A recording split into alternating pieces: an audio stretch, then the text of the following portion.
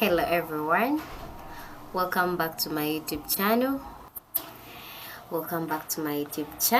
This is Shadza aka Vita. Yes, just like I told you in my introduction video, we're going to be dealing with information literacy. Today we are going to deal with a topic, or what I can call plagiarism. Plagiarism, yeah, I think you've heard of people being accused of plagiarism, like you've committed plagiarism. But what is it? What do we understand when we hear of such a word? And this is what we call use of someone's work without giving them credit in your essay. So we're going to dive in plagiarism.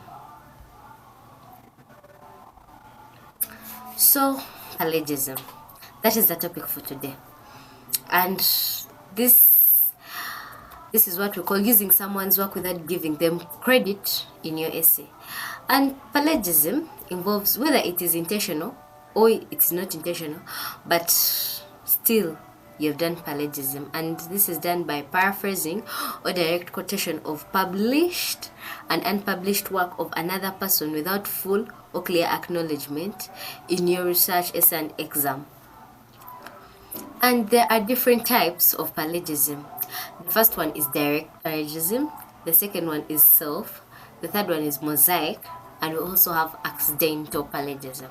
So we are going to talk about each type of plagiarism differently, and we are going to start with direct plagiarism. And when we talk of direct plagiarism, this is copying text, which is word to word without citing. In case you're using a book for your reference and you don't cite the work, but you're copying text to text without citing, or you've copied word or a statement, or maybe you've copied a full paragraph the way it is in the original source to your work without citing the work, that's what we call direct plagiarism. And an example of direct plagiarism is this. So on our left we have the student's writer A, that is what the student was writing, and on our right we have the source of the work. If you're to check, there is this statement, this that I have broadened, and if it's these islands were the home of millions of happy birds, the result of 100 times more millions of fish, seas, lions and other creatures. If you're to check from the source, it shows that this student copied exactly word from word, starting from these islands with a home of millions of happy birds, the result of 100 times more millions of fish, of seas, lions and other creatures. So the student just copied word to word minus changing, not even removing a comma, and that student did not cite to show that this is the source. So that's what we call direct plagiarism. So the second type we're going to talk about is self-plagiarism. And when we talk of self-plagiarism, this occurs when a student submits his or her own previous work or mixed parts of the previous work without permission from all professors involved. For example, you did some research and use that work for the next research, maybe you'll copy or submitting the exact previous work for another lecturer or another professor to mark without permission from the previous professors. That is what we call self-plagiarism, and that is mostly common when it comes to students when submitting in their work. The next type we're going to talk about is mosaic plagiarism. And mosaic plagiarism, this is mixed copied phrases with your own words without citation.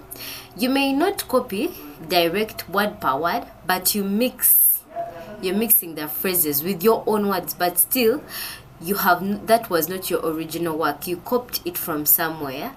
That was not your exact work. You got it from somewhere. Yes, they are not the exact words. You didn't copy word from word, but the idea was got from somewhere, and that is what we call mosaic plagiarism.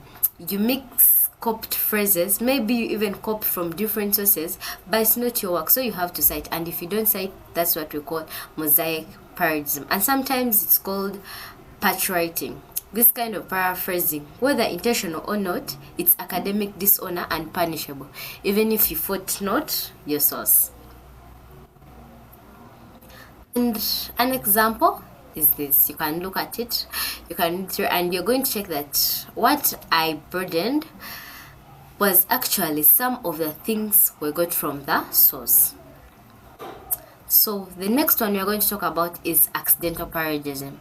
And for accidental plagiarism occurs when a person forgets to cite their source or misquotes their sources. This occurs when you sometimes write or use someone's source, maybe an article or a textbook or a novel, and you don't cite the source. You forget maybe to cite it. That is accidental. Accidents happen, but still, that is plagiarism. And it's accidental plagiarism.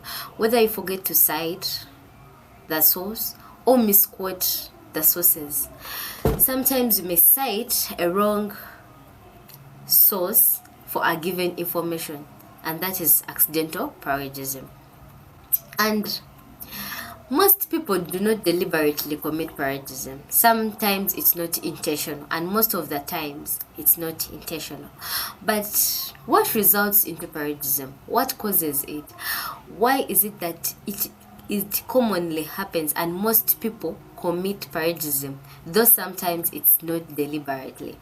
Sometimes it results from citation errors.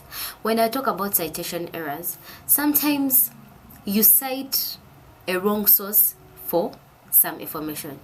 Maybe you got some information from a different, let me use an article, a different article, but then you cite a different article, yet the source was got from a different article. So this is citation error. So it results into plagiarism. Yes, you have cited, but then the citation is not correct. So that shows that you're using someone else's work without citation. The next, why most people commit plagiarism, it results from incomplete understanding of the original material. If you don't get to know the original material, there is no way you're going to cite it if you don't completely understand it.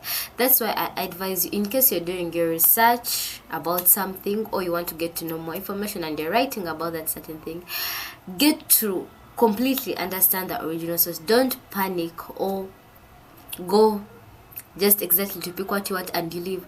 Get to read and understand the original source, and that will help you to not commit plagiarism.